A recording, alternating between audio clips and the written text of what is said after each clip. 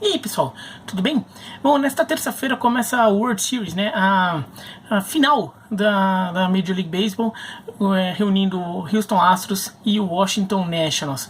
Vou fazer um videozinho aqui, um pouco um resumo desses dois times, uma préviazinha rápida do confronto, mas também com uma espécie de guiazinho ali para quem quiser acompanhar e não está acostumado, né? Então, assim, para conhecer, quem quiser escolher algum time aí, alguma coisa assim, tá bom?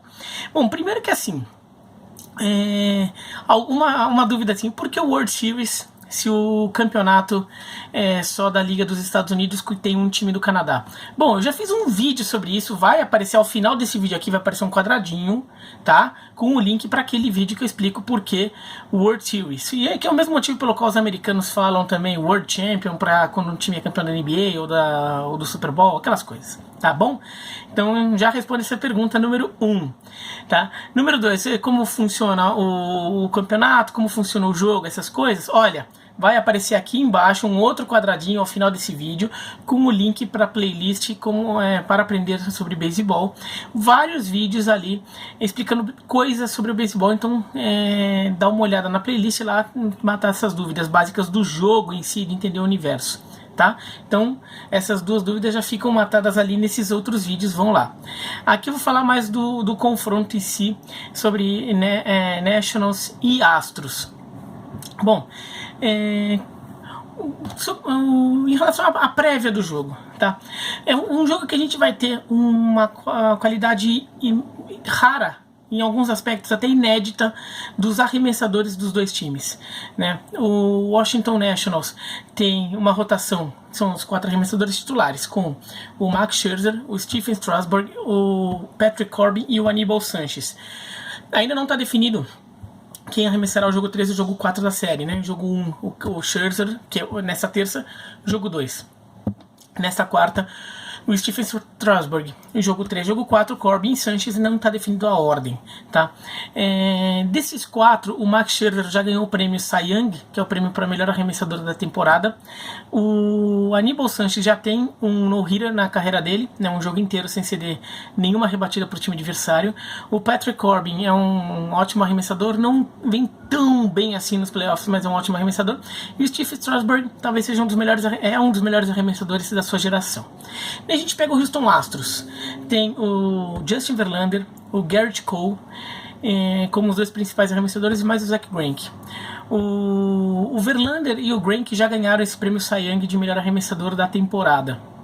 O Gerrit Cole é um forte candidato a ganhar um dia. Talvez ganhe este ano. Se não ganhar este ano é porque ele perdeu para o Justin Verlander, né? Então, 2 jogadores do Houston Astros brigando pelo título de melhor arremessador da temporada.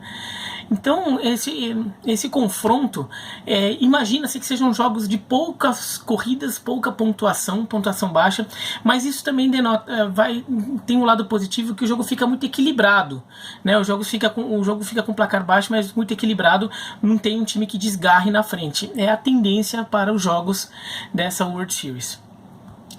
Só para ter uma noção da qualidade desses arremessadores, até já falei isso no ar na ESPN, se os marcianos invadissem a Terra e eles têm muito mais tecnologia, muito mais poderio bélico, tudo, e podem destruir a Terra, mas eles condicionam a invasão da Terra a um jogo de beisebol contra um time de humanos, quem é que você colocaria como arremessador principal para este jogo, que vai salvar a humanidade? Olha, dos 5 principais candidatos, certamente 3 estarão nesse jogo. O Scherzer, o Verlander e o Cole. Um deles certamente seria provavelmente você escolheria um dos 3 para ser o titular do time dos terráqueos, tá? E o Stephen Strasburg, se você for fazer uma lista de 10, certamente ele também está na lista. Então, seriam assim, 4 dos 10 melhores arremessadores do mundo no momento estão entre esses 2 times. Então, tende a ser um jogo muito, muito equilibrado nesse aspecto. Onde também o jogo pode ser equilibrado é no ataque. Os 2 times têm bons jogadores, bons rebatedores.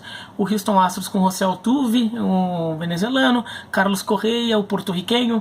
Tem o Alex Bregman, que é candidato a melhor jogador da temporada na Liga Americana. O George Springer. Então é um ataque muito forte.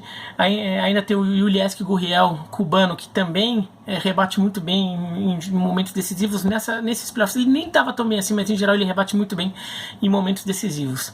Então é um ataque muito forte. Mas o Washington Nationals também tem um ataque muito forte. Tem o Trey Turner, que é um dos maiores ladrões de base da Major League Baseball. O Anthony Rendon, que vem jogando demais também, rebate pra chuchu. Tem o Juan Soto, que é um dos jogadores mais talentosos da geração dele. Ele vai fazer 21 anos na sexta-feira, né? No dia do jogo 3 dessa série ele vai fazer 21 anos. Quer dizer, é um dos jogadores mais talentosos aí da geração e assim, é muito novo. E ele é fanfarrão, ele provoca o adversário, ele é provocador, isso também dá um molho pro jogo, né? Então é um time muito bom também, o Washington Nationals rebatendo. Qual que é a diferença nos ataques? O Washington Nationals é um time que não rebate home run também, mas não rebate tanto home run. Ele consegue anotar muita corrida com rebatida normal, então, rebatida simples, dupla, né? Com o corredor chega em base, mais umas rebatidas pequenas e vai impulsionando todo o time. O Houston Astros também tem um bom aproveitamento, mas muitas vezes ele usa muito mais essa ferramenta do home run para conseguir anotar muitas corridas. Qual que é o que pode dar de diferença nesse duelo? Nesses playoffs estão acontecendo poucos home runs. Tem gente que até desconfia que a bolinha está alterada ali para dificultar a anotação a rebatida de home runs. Se o Washington Nationals conseguir fazer com que seu ataque rebata com alguma constância contra o Houston Astros, tem uma boa chance de ganhar o jogo, ou de pelo menos ter uma vantagem entre os rebatedores, pelo menos nos momentos iniciais do jogo, porque vai conseguir muitas rebatidas e consegue corridas, e o Houston Astros vai depender de home runs, e home runs nem sempre estão acontecendo nessa série, né, nesses playoffs. Então pode ser que o time fique rebatendo muita bola forte, mas que a bola ainda fique no campo e ela é defendida. A diferença se os Nationals, se os arremessadores dos dois times conseguirem conter os ataques e os dois times rebatam pouco, a vantagem é dos Astros, porque como é um time que rebate mais home run, você pode rebater menos, mas de repente uma rebatida sua causa mais estragos, porque você rebate ela para fora do estádio e já anota a corrida. Os Nationals de repente ficam morrendo com muito corredor em base quando a entrada termina. Então, isso pode ser uma questão de encaixe de jogo que os Astros podem ter vantagem se os seus arremessadores conseguirem conter o ataque dos Nationals a poucas rebatidas, poucas oportunidades de chegar em base ao longo do jogo. Se os Nationals conseguirem vencer isso, daí os Nationals chegam em grande vantagem porque eles vão poder anotar muitas corridas. Outra questão é os bullpens, que são os arremessadores reservas que entram no fim do jogo em cada time. O Houston Astros tem um bullpen que é muito melhor que o do Washington Nationals. Só que o problema é que isso foi na temporada regular. Nos playoffs, o bullpen do Houston Astros vem apresentando problemas, vem mostrando vulnerabilidades. O fechador, que é o Roberto Osuna, mexicano, não vem jogando tão bem assim.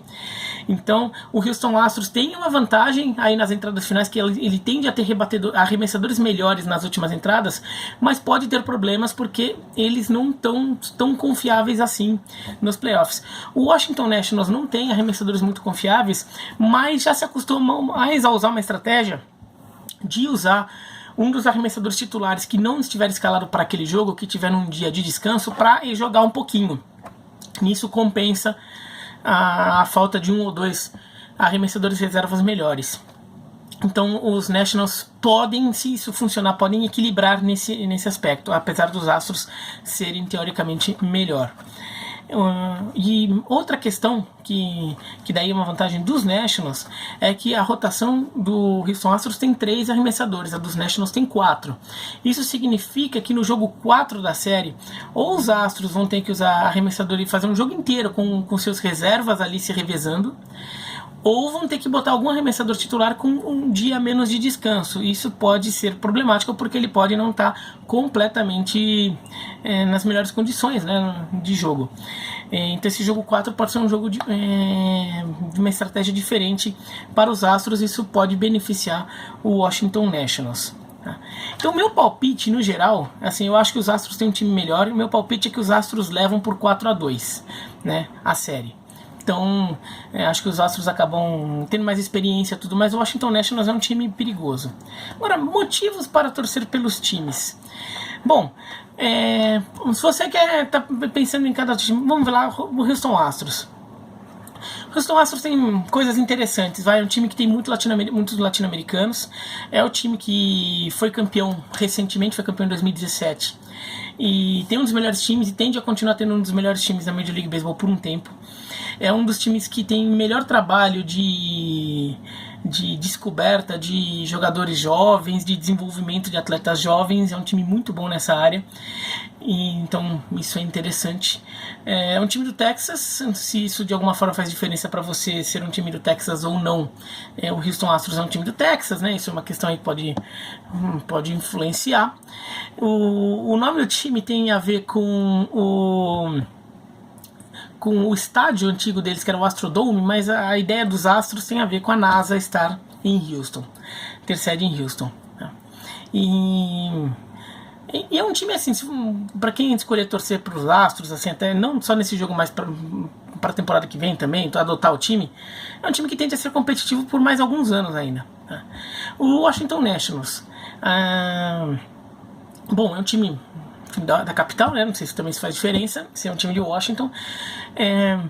Tem alguns jogadores muito provocadores, tem gente que gosta, tem gente que não gosta disso, né? O Juan Soto é o principal deles, um jogador provocador, tudo, então dá uma coisa mais latino-americana ali no estilo de jogo, né? Aquela coisa muito clássica, blasé dos americanos. Tem um brasileiro jogando, o Ian Gomes, né? O catcher, que se o Nationals ganhar, ele vai ser o segundo brasileiro a conquistar um título da Major League Baseball, né? O Paulo Orlando conquistou em 2014 pelo Kansas City Royals, o Ian, que já jogou a final em o Paulo Orlando em 2015, o Ian Gomes, que já jogou a final em 2016, perdeu naquela oportunidade, vai jogar de novo. Naquela oportunidade ele jogou pelo Cleveland Indians, agora vai jogar pelo Washington Nationals. E o Ian se tornou no ano passado o primeiro brasileiro a jogar um All-Star Game de uma das 4 principais ligas dos Estados Unidos. Ele jogou o All-Star Game do beisebol, coisa que ainda o Brasil ainda não conseguiu na NBA, na NFL, nem na NHL. E o Washington Nationals também nunca conquistou nenhum título, então um título... Aliás, é a primeira vez que o Washington Nationals chega à final. Tá? Então, se você quiser um time um pouco diferente, inédito, viu o time ganhar o primeiro título, seria o primeiro título do Washington Nationals. E a torcida do Washington Nationals adotou o Baby Shark, né? Que é aquela música infantil um pouco irritante, mas quem tem filho talvez tenha se acostumado, filho pequeno talvez tenha se acostumado, porque o Gerardo Parra, um jogador do Washington Nationals, prometeu pro filho dele que ia tocar Baby Shark quando ele fosse rebater, né? Que o sistema de som do estádio bota lá uma musiquinha, ele pediu Baby Shark, botaram, e justamente nessa época coincidiu com o momento em que o time começou a se recuperar na temporada. O time estava muito para trás, começou a ganhar um monte de jogos, e daí virou uma brincadeira entre os jogadores. O Baby Shark virou uma brincadeira entre os jogadores, como a música, a trilha sonora da reação do time na temporada, e depois a torcida acabou adotando, né? Então a música é meio irritante, mas é uma curiosidade desse time. O Washington Nationals ele foi fundado como o Montreal Expos nos anos 60. Ele foi um time de Montreal até 2005, quando se mudou para Washington, mas mesmo na época de Montreal ele nunca tinha chegado à final. Tá? Então é realmente uma situação inédita para a franquia. A cidade de Washington não conquista um título do beisebol desde 1924, quando o Washington Senators, que se mudou para Minneapolis e virou Minnesota Twins, quando o Washington Senators foi campeão. Então, olha, já faz quase 100 anos que a cidade de Washington não tem um título. Também, para quem gosta aí de quebra de tabu ou de manutenção de tabu, isso também pode ser uma informação interessante. Tá? Os jogos serão 9 da noite, horário de Brasília, né? Nesta terça, jogo 1, quarta-feira, jogo 2, quinta-feira pula, né? Os 2 primeiros jogos em Houston, quinta-feira pula, né? Um dia de folga, sexta-feira, sábado e domingo, 3 jogos em Washington, 9 da noite.